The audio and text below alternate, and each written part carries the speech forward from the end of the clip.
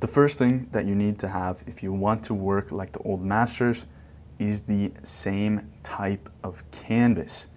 The most important quality here is that you're getting a high quality, heavy linen. The linen is very different from cotton. It's going to be much heavier, much more durable, and this linen that I use has a glue sizing on it. That sizing is important because it's going to seal the material from any kind of oil oxidization, which could cause the canvas to rot. In short, you need that sizing. It's very important. So the side that has the sizing is going to face outwards. You're going to stretch that over stretcher bars, and you can prepare this side with the oil ground preparation. All that's going into the oil ground preparation is chalk. The important ingredient here in this white chalk is calcium carbonate. Calcium carbonate, that's what really makes the substance here, together with linseed oil and your choice of oil colors. You should always include at least some titanium white, because that's going to help to lighten up and give a sort of base to the mixture. And then you can include whatever sort of suits you. My favorite, the one that I think is the absolute best, is going to be a mixture with a little bit of yellow, a little bit of red, and just a tiny touch of black. That's going to give you a nice warm orange, sort of pink color to the oil ground. To apply the oil ground onto the canvas, I use a very large palette knife. It's almost like a cake spatula or something like that you use in the kitchen. You're just going to swipe it onto the surface using the flat side of the palette knife, and then you're going to apply it and get it thinned out by scraping in a downwards motion. That's the first important movement that you need to know. That's going to basically spread it out, and that's how you're going to push it along the surface. The second movement you need to know is in the opposite direction. You're going to actually scrape it off of the surface to clear it and make it more thin. You only want that oil ground to go in a very thin layer and to just fill the sort of crevices. If you picture the mountains and the valleys of the surface where you have the weave of the canvas, it's only going to fill into the valleys, and when you scrape back over it, those sort of mountains are going to stand out more. So you want to cover the entire surface like this, get it as thin as possible. That's very important, as thin as possible.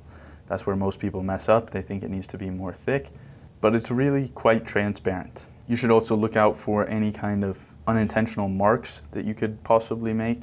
If you accidentally scrape with your palette knife and leave a line, you want to just make sure the whole thing is as even as possible. There's different types of marks that your palette knife will make, so don't worry if it's a very light mark, but if it's a deep line, then you need to go back over it. You also need to pay attention to the stretcher bars. Anywhere that the stretcher bar is underneath the surface will be prone to leaving lines. And those lines are permanent. You can't do anything to fix those once it dries, so you need to make sure you cover that very gently if you're going to be crossing over that surface where the stretcher bars are immediately underneath.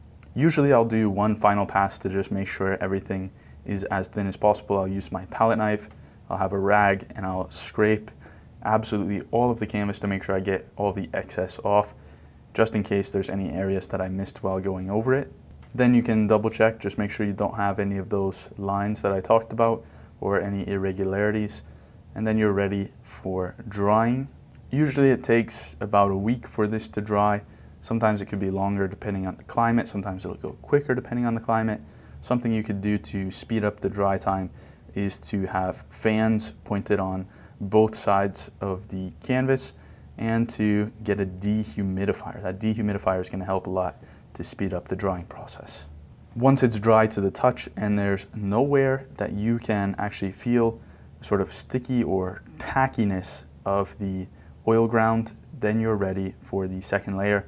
I'm usually going to make the second layer just a little bit darker than the first layer. I'm also going to pay attention to adjust the color whichever direction is necessary. For example, if the first layer is a little bit too yellow, I'll add a little bit more red to the second layer. And this layer is going to be applied in just the same way. It's going to appear even more transparent because you had that first layer that's filling in the valleys, as I mentioned. And now this layer is going to try to do the same thing, but there's obviously not as much surface that needs to be covered now. So when you put this on, it's going to be really, really thin. Just pay attention that you're not, leaving this very thick. You should try to get as thin as possible by scraping off the excess with your palette knife. Once this is fully dry and there's nowhere that you can feel a tackiness or wetness to the oil ground, even around the edges, any place at all, then you're ready to start painting. So there you go. Now you've got the absolute highest quality material to paint on. Thank you so much for watching. Have a great rest of your day.